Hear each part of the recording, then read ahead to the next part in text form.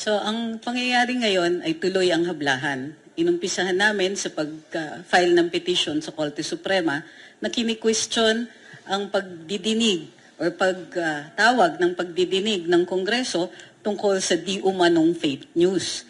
Ngunit maliwanag ang epekto nito, unang-una, sa paggagawa ng regulasyon sa social media ay paglalabag sa saligang batas sa garantiya ng pagsasalita natin na malaya at pagpapahayag. Tinutuloy din po natin ito dahil sa pang-aabuso ng isang kongresista, sa nakikita naming abuso ng kongresista ng kanilang kapangyarihan at kanilang posisyon. Tuloy-tuloy ang pagsasalita niya, implying na kami po ay narco-vloggers, pogo-vloggers, and fake news purveyors. Ang tina-target nila ay ang aming reputasyon at ang capacity namin na tuloy-tuloy na magsalita at magpahayag. Ang pagtatama sa amin, sa aming mga vlogs, ang pagtitira sa aming reputasyon ay calculated na mapatahimik kami o tumigil kami o magdalawang isip sa aming pagpo-post. Pero ano ba yung mga pinopost namin?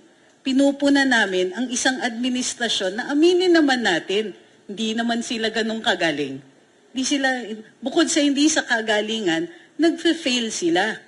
Kino-call out namin yung pagkakamali nila sa mga prioridad nila. Unahin nila yung mga bagay tulad ng impeachment, fake news, sa kalagitnaan ng food crisis, sa kalagitnaan ng pagkukulang sa budget, pagpa-plunder sa budget, pagki-question dun sa liquidation ng mga kongresista natin, at sa pagbibigay ng ayuda na nagmumukha na talagang tila nagbibili ng boto. Sa kalagitnaan ng lahat ng problema dito sa gobyerno, isa na lang ang power na hindi nila kinakaya. Ang power na patahimikin kami. At gusto nilang kami ang patahimikin because that means everybody else will probably follow suit. Yun yung teorya nila sa utak nila. Ang hiling namin sa mga nanonood, mga sumusunod sa mga vlog namin, nanonood dito sa live natin ngayon, huwag niyo po kaming gawing huli. Sumunod na po kayo. Kunin natin, angkinin, yakapin natin ang ating karapatan magsalita at magpahayag nang sa gayon matigil natin ang mga pang-aabuso. Sa larangan sa demokrasya, popular vote pa rin eh. Kaya natatakot sila sa ating mga sinasabi. Nakakaapekto sa kanilang mga pwesto. Komportable sila masyado. We can inflict discomfort dun sa kanila. Sa panahon ngayon, nakikita nyo din kung ganong parang umaabot na sa punto na arrogante na sila. Magpapatawag sila ng ganitong klaseng mga pagdidinig. Tatawagin kaming mga pogo, narco, and fake news vloggers sa panahon ng eleksyon. Kung saan normally nanunuyo sila ng boto. Nanunuyo sila ng magandang press. Anong nangyayari? Bakit ganun sila kalakas ang loob? Ito po ba ay pagmamalabis na sa kanilang power? Oras na ba na ma-check ang kanilang mandato at saka yung powers nila sa ilalim ng saligang batas? Hindi kami tatahimik dahil gusto nila. In fact, alam namin na malaking pagkakamali ang tumahimik sa panahon ngayon. Kailangan magsalita. Siguro, kami lang yung, minsan ang sabi nila, yung bravery is just another form of stupidity. Kumbaga, too dumb to know what would be good for us. Pero, merong kasabihan, nung nasa UP pa ako, back in the Upper Cretaceous period, nung panahon ng dinosaurs, kung hindi tayo, sino? Kung hindi ngayon, kailan? So, totoo pa rin po yung mga katanungan ni Tibo, Tibo yung pangalan ng character sa UP, na kung totoo pa rin po yung mga katanungan na yun. Ironically, sikat na sikat yung katanungan na yun. Panahon sino ba yung presidente nun? Ng Pilipinas? Marcos. Diba? Parang so totoo yung kasabihan, history repeats itself first as tragedy and second as farce. Marami pa kami gustong sabihin. So tuloy-tuloy pa rin kami magsasalita at magpapahayag. Hindi tumitino yung gobyerno inuuna nila talaga ito So aasahan ninyo na sa mga pagkakataon na sila ay gustong manupil, lalabang kami. Huwag nyo lang sasabihin na duwag kami kasi this act of filing a case, alam nila na we put ourselves in the line of fire, but it has to be done. Grabe mga kapatid.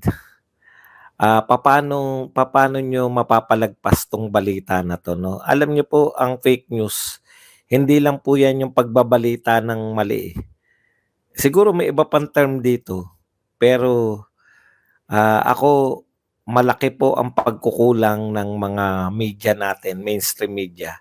Kasi lahat nabanata na nila, no? Siguro hindi na po 11:43 na. Ibig sabihin, yung iba po katatapos pa lang ng pangyayari o nagla-live pa, no? Binabalita na po yan. Totally, dalawang malalaking event na may kinalaman sa Duterte. Sa mga Duterte yung hindi binabalita.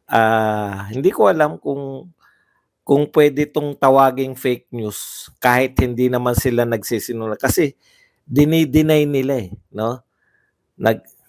Yun nga po yung sila. Yung SMNI po, syempre lagi po yan, no, na siya. Pero yung main po kasi, yung kumbaga pag pinag-isapan po yung print media, Inquirer, Philippine Star, tsaka Manila Bulletin po yan, no? Pag sinabi naman pong broadcast, yan po ABS-CBN tsaka GMA. Hindi ko po alam kung bakit ito po ba ay nagkakataon lang palagi na pag may malalaking event, katulad po nung sa Mandawi City na event ng pinakamalaking political event so far, no? Ay hindi rin po nila binalita. Alam nyo, may malaki kayong kasalanan, pero ang singil na lang sa inyo, yung unti-unti kayo nawawalan ng reputasyon. Imposibleng hindi nyo nabalitaan. Dahil bukod, no? Alam nyo po, bawat ano po yan, may mga news, nakakalat po yan, yung mga reporter nila, nakakalat po, meron po tinatawag na bubwit yan. Kada mga police station, kada mga sikat na sampahan ng kaso, katulad niyang Quezon City. Sa laki ng Quezon City, imposibleng wala silang no? Wala silang bubwit. Hindi po ba? Antindi, no? Hindi masikmura itong ginagawa ng traditional media na to. Okay. Yan po mga pag-usapan natin, pero bago yan, kung bago ka pa lang dito sa ating channel, mag-subscribe ka na. Dahil ito lang ang tayong channel na may kinikilingan, may pinapanigan, una sa balita, huli sa impormasyon, kaya ano pang hinihintay nyo? Pindot na, okay. Ako po, natutuwa sa ginawa ng mga vlogger, no? Kahit sila po ay wala namang formal na samahan, maganda po yung ginawa nila kasi yung pinaglalaban po nitong mga vlogger na to, hindi lang po yung sarili nila. Siyempre, pangunahin yung sarili nila, pero ganyan naman po no? Sa simula, very personal lahat ng uri ng paglaban. Pero kalaunan, magiging movement to, no? Hindi pa lang nila alam. Madalas ano po ako mag-aral ng kasaysayan. Ganyan po nagsisimula yung mga movement, no? Maaaring hindi pa nila alam yan, pero yung ginawa nilang pag-i-snap dyan sa TRICOM, tapos itong ginawa nila na pagsasampa ng kaso, balang araw, parang no, nakakapanghinayang kasi saksi lang ako. Hindi ako kasama doon sa gumagawa ng kasaysayan, no? Maganda-maganda 'to. Marami ng ganitong pangyayari, yung kung sa mga martial law, yung mga una, yung mga, may mga nababasa ako yung mga unang welga, nung martial law may unang nagwelga, eh. 'Di ba walang karapatan yung mga tao tapos biglang nagwelga, talang-tala yun, yung La Condena. Ako sa tingin ko ito yung ano, eh, ito yung kung masusulat yung history ng nangyayari ngayon kasi ito nasa very exciting times po tayo kasi ito po ang dami na pong kwento, 'no? Makulay na po 'to. Hindi pa matatawag na history kasi kasalukuyan pa lang, eh. Ang history po kasi natapos na natapos na event na very significant sa mga tao. Ito po, dugtong-dugtong. Ang dami po nagaganap. Impeachment ni VP Sara, 'no? Kasabay niyan. Tapos yung mga isinampang kaso, kino-question sa Supreme Court. Balang araw, babalikan natin tong 2024, 2025. Napakamakasaysayan po nito. Parang ang dami pong pangyayari na karamihan first time. First time na may mga pinatatawag na first time muli, 'no? Buhat nung natapos yung martial law ni Marcos Sr. First time muli na nakikita natin na may mga pagtatangka na ah, paglabag sa kalayaang pamamahayag. Yan nga yung mga TRICOM, yung sunod-sunod na lahat ng naiimbita sa kanilang mga hearing ay nako-contempt. Matatala po balang araw sa kasaysayan yan, eh, na etong mga panahon na 'to, 2024, 2025, eto na muli yung pag-usbong nung, ano 'no, nung mga paninikil, kita niyo pati mga termino ko pangkasaysayan na rin ano. Muling pag-usbong sa panibagong Marcos administration, muling umusbong yung mga paninikil sa mga karapatang pantao. Yan po, sunod-sunod, eh, 'di ba? Oh, mababanggit din yung pinahuli nila, binigyan ng warrant of arrest na si masasama na rin diyan 'no, si Attorney Respicio ba? Yung nagsabing baka magkadayaan sa COMELEC, 'no? Lahat po 'to depende po sa magkukuwento. Kayang-kaya pong iugnay lahat 'yan. Mula po sa panggigipit kay Vice President Sara Duterte, hanggang sa mga pagpapakulong kay Apollo Kibuloy, paglusob sa KOJC, panggigipit sa lahat ng mga vloggers na pro Duterte. Ang ganda, no? Kaya masarap po, eh, nagiging parte tayo. Sayang nga hindi ako naging parte hindi talaga tayo naging parte. Pero for the first time, binigyan nila yung mga vlogger na kasi pandalas natin naririnig para sa bayan, laban tayo, para 'to sa ang dami 'no. First time ko po narinig yung mga vlogger na hinumanize nila 'no, yung, binigyan nila ng makataong pagiging binigyan nila ng ano, eh, ng humanization yung pakikipaglaban, hindi lang 'to sigaw na sigaw, atake lang ng atake.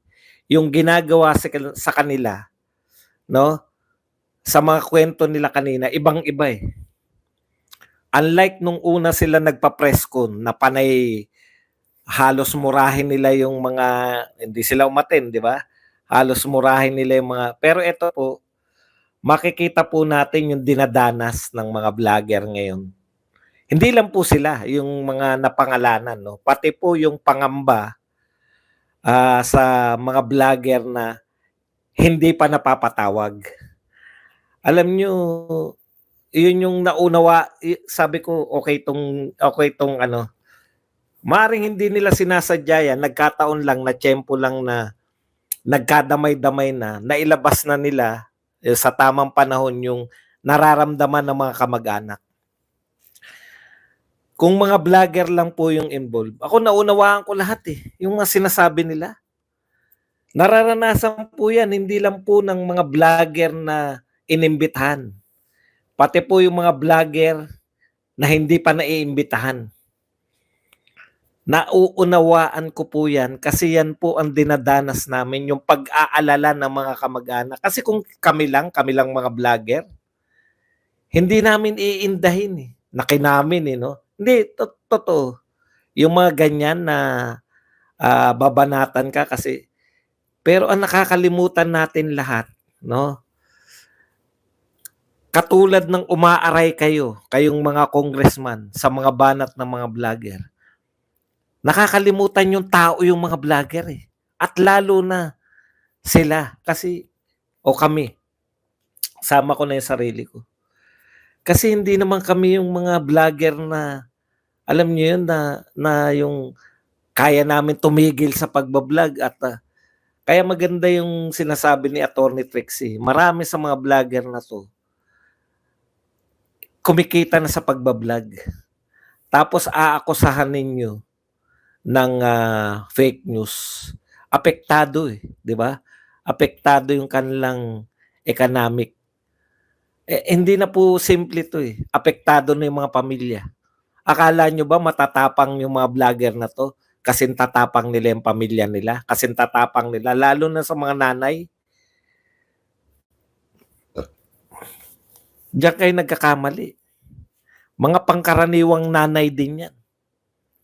Lalo na sa mga asawa. Kung may mga asawa yung iba riyan.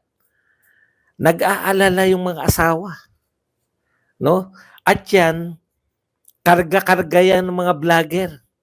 Habang matapang na nakikipaglaban yung mga vlogger, no? Sa kanilang araw-araw na pagbablog, pag-expose ng mga katiwalian ng gobyerno, lagi po nila yung pag-aalala. Lagi po yung pag-aalala ng kanilang pamilya.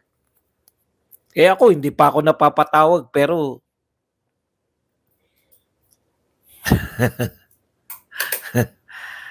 hindi naman lahat mga professional at may pera eh. Yun talaga. O una, ihiwalay muna natin yun, no? Yung sa kaso nun, na kami, lagi ko naririnig to kay Crisel eh. Mga ano kami, mga professional, may mga doktor, may attorney, may mga writer, may mga trabaho bukod sa pagbablog. Isa yon, di ba? May reputasyon sila sa pamilya nila.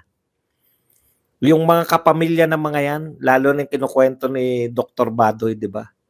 Tatay niya, parang judge ba? Nakalimutan ko kung judge ba o justice yung tatay niya eh. Sabi ko, big time pala talaga to. Na hindi nakilala, na hindi magnanakaw. Kasi napakasakit nga naman nun. Ito karugtong to ng mga sinasabi ko palagi. Ngayon lang po nangyari sa Pilipinas, lalo na po sa mga congressional hearing, na wala na pong nagpapatunay. Magbintang ka, sapat na yun. Pagbintangan mo, okay na yan. Kukunin na lang ng media. Di ba? Pagbintangan mo yung isang tao na pogo, kumikita sa pogo, kumikita sa droga, okay na yan. Sabihin mo lang yan. Bahala na yung mga kakampi namin na vlogger, bahala na yung media na magpakalat niyan. Ulit-ulitin lang nila yan.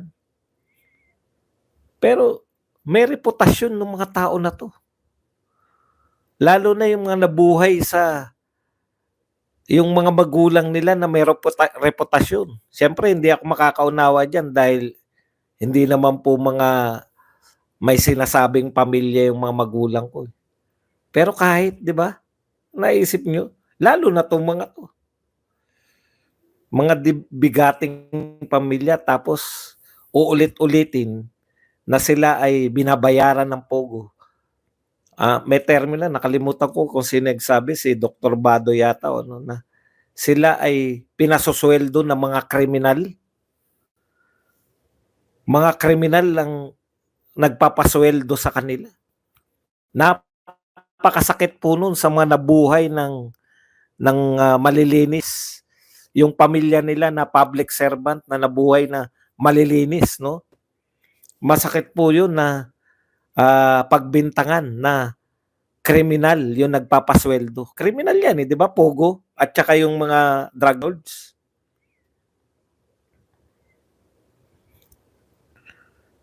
Yun po, yung na-humanize yung pakikipaglaban nila. Hindi na lang po to simpleng tama ba o mali ang aming pinaglalaban, kundi nadadamay dahil sa pakikipaglaban nila para sa katamaan. O, asawa ni Doc Badoy, PMAyer pa. Yung sila Kembaw, tignan nyo naman mga itsura ng mga yan. Talagang may mga sinasabing pamilya yan. Ako, may sinasabi nanay ko. Ang sinasabi nanay.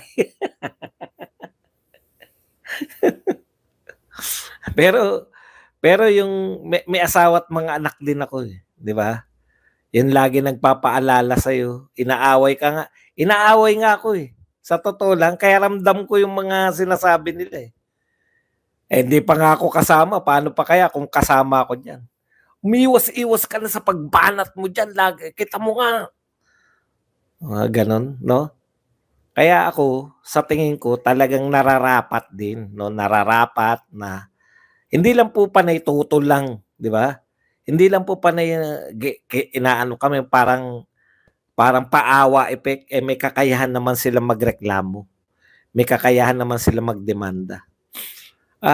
Fake news 'yan po, eh, 'no, pogo vlogger, narco vlogger, tapos fake news.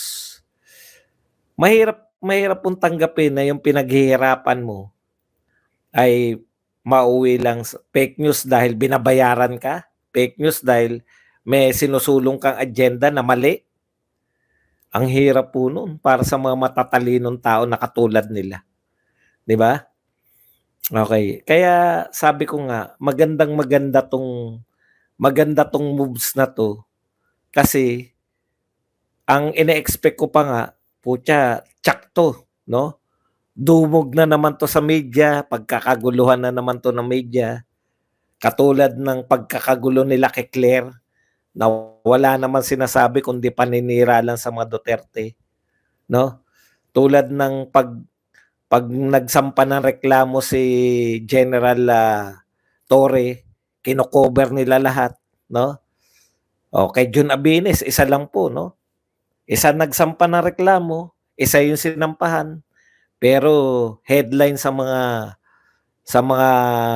news outlet, iba't ibang news outlet natin. Pero ito po napakarami, 'no? Napakarami. Napakarami nung nagsampa ng reklamo para hindi po alam niyo yun, para hindi po i-cover ng media. Yun yung pinoproblema ko, anoong uri na tayo. Alam niyo may problema tayo 'pag wala na pong mga independent media, 'no? Na kung wala pong mga vlogger ngayon, putya wala na po.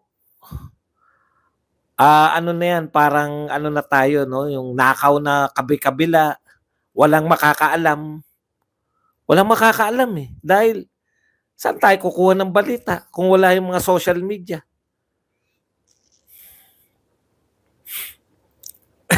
'di ba?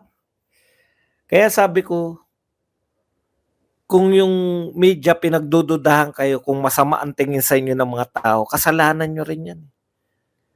Hindi naman namin sinasabing kampihan niyo yung mga vlogger. Iba po yung nananawagan kaming kampihan niyo, eh.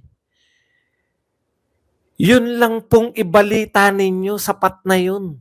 Maging aware sila na may sinampahan si Barbers ng kaso kasi po aware na po.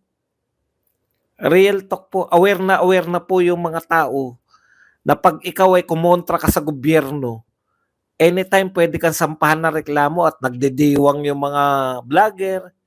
Dun ako bilib sa mga 'to, eh. Ako, kahit siguro sampahan ng kaso yung mga vlogger ni BBM, hindi rin ako magiging masaya, eh. 'Di ba? Lalo na kung magsasampa mga may kakayahan na may access sa media. Okay lang na magsampa ng reklamo yung mga private, pero yung mga politiko, tsaka yung may mga access sa media, wala kayong karapatang magsampa ng reklamo. Kasi kung nasisiraan kayo, hindi po ng bait, kung kayo po ay sinisiraan sa tingin niyo sinisiraan kayo, ano po bang gagawin niyo?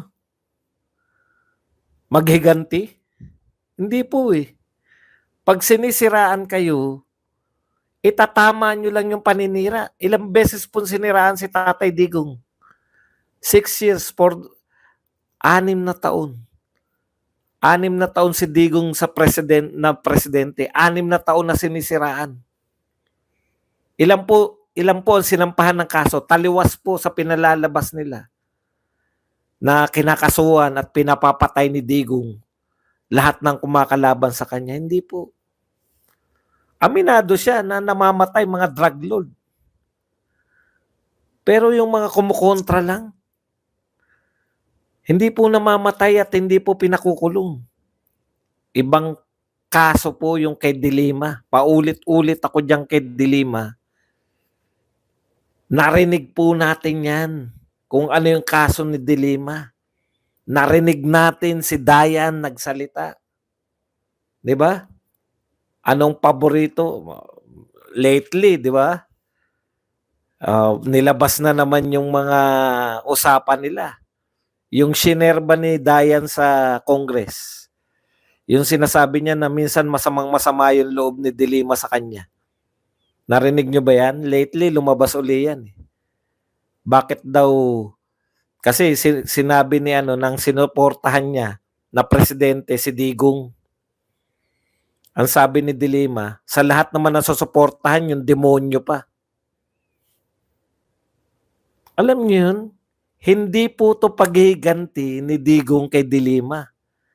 Narinig natin si Dayan Siya yung bagman Sa kanya bumabagsak yung pera para kay De Lima Bakit ka panipaniwala? Mismo si De Lima umamin na sila ay magkarelasyon ni Dayan. Bakit hindi kayo maniniwala? May nakita akong picture, picture ng bahay ni Dayan tsaka picture ng bahay ni Tatay Digong. Tanungin nyo yung hindi nakakakilala kung sinong bahay ng presidente ron. Ano yung bahay ng presidente doon? Malamang maituro yung kay Dayan Anong bowler? Okay. Balik po tayo, no? Napakalaking issue po nito. Natutuwa po ako kasi parang no? Parang kino-question na po ngayon sa korte, no? Una, kino-question nila sa Supreme Court kung tama ba na magpapasasala ng batas ng ire-regulate yung social media. Alam nyo, paano nyo ire-regulate yung social media? Hindi nyo naman sakop yung Facebook, hindi nyo naman sakop yung X, lalong hindi nyo sakop yung YouTube. No? Pambuong mundo yan Tapos ire-regulate nyo sa Pilipinas.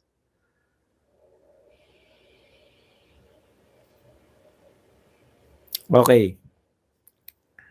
Balik tayo rito sa usapin na to, no? Natutuwa ako pero ang dami, no? Una yan, no? Ikalawa, yun nga yung reaksyon ng pamilya.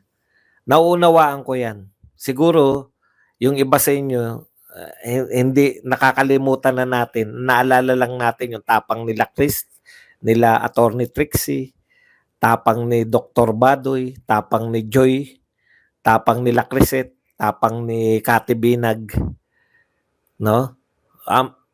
Given na yan Matatapang na po talaga sila Pero ang question po, yung pamilya ba nila ganon din katapang sa kanila? Kada magsasalita sila, hirap na hirap yung pamilya nila. Takot. Alam niyo yung araw-araw kang takot. Masakit po yun. Mahirap pong dalhin yun, yung araw-araw kang takot. Kasi kami, kaming mga vlogger, kumbaga sanay na kami, pero yung pamilya namin hindi sanay. Yun po, hindi po yan naiisip ng mga nambababoy sa mga vlogger, nag-aakusa ng kung ano-ano. Napakahirap pong tanggapin ako. Hindi ko po kayang tanggapin yan na ako'y pinasasweldo ng Pogo at pinasasweldo ng anong tawag dyan? Drugs. Hindi ko kaya yan. Kaya maganda yan, malilinis yung pangalan nila. Tsaka yung sampa nila. Hindi ko nga alam Ngayon ba yung dapat, di ba? Dapat ngayon yun. Yung, merong dapat maganap ngayon asingko, di ba? Yan ba yung sa vlogger? Sa Supreme Court?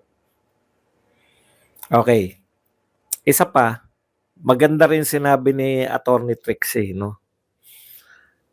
Kabuhayan na po ng mga vlogger yung nakasalalay dito, no? Yung iba, may malalaking following pero hindi po sila, lalo na po kung nagpo-post ka lang, alam ko pag hindi ka gumagawa ng video, walang kita yung post di ba? Gusto lang talaga nila. Hindi, sila nagsampa. Pero ano yung naganap sa Supreme Court? Parang may tatalakayin dapat ngayon Supreme Court, hindi ko na po maalala. Yung panawagan pala na magsasampa sila ng reklamo. Ayun pala yung nasa isip ko. Kaso sayang narito ko. Narito tayo sa HK dumating yung anak ko. Kaya medyo napahotel ako ng Dio. Yung tinutuluyan ko hindi na ma-hotel. Isang di pa lang Ngayon medyo hotel na to kasi yung anak kong flight attendant. Kasi ano na siya tignan nyo, ang tagal niya ng flight attendant.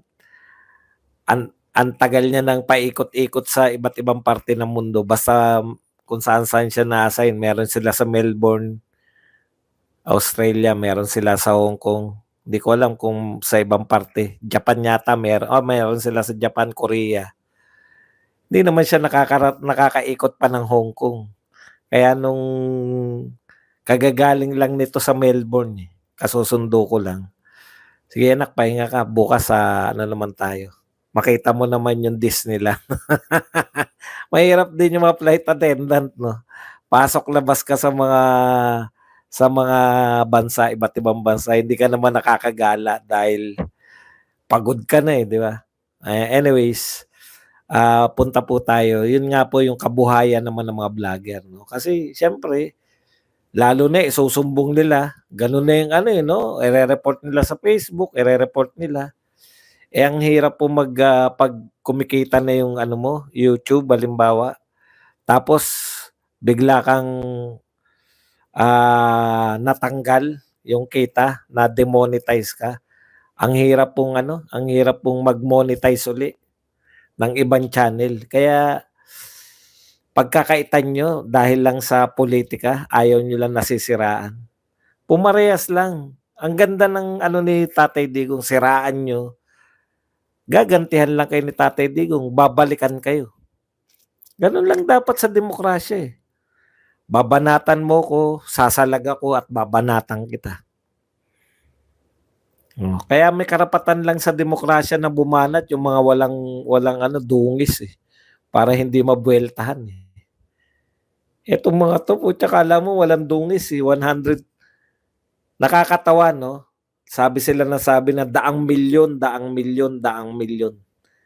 Sa inyo daang bilyon daang bilyon yung pinag-uusapan, ayaw niyong pag-usapan, ayaw niyong magpaliwanag. Wala naman nagpapaliwanag dyan. Gusto lang nila si BP Sara na si BP Sara. Pero ayaw nila magpapaliwanag. At yun nga mga kababayan, anong masasabi niyo sa balitang ito?